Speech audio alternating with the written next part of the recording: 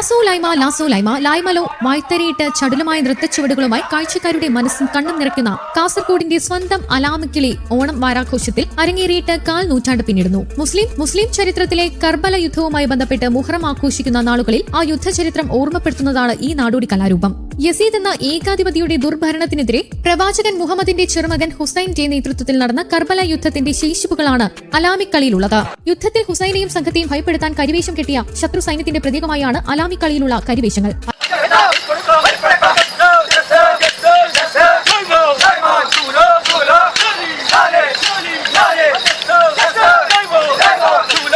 വിഗ്രഹാരാധന, അഗ്നിപ്രദക്ഷിണം, എഴുന്നള്ളിപ്പ് തുടങ്ങിയ ചടങ്ങുകൾ അലാമിക്കളിയിലൂടെ ഇസ്ലാമിലെ അനുഷ്ഠാനങ്ങളുമായി ഇഴചേർന്നു. വിശ്വാസത്തിന്റെ വേലിക്കപ്പുറത്തേക്ക് കടന്നുപോയ അലാമിക്കളി ഇസ്ലാമിക ആചാര അനുഷ്ഠാനങ്ങളുമായി പൊരുത്തമില്ലാത്തതെന്ന വിമർശനം ഏറ്റുവാങ്ങേണ്ടി വന്നതോടെ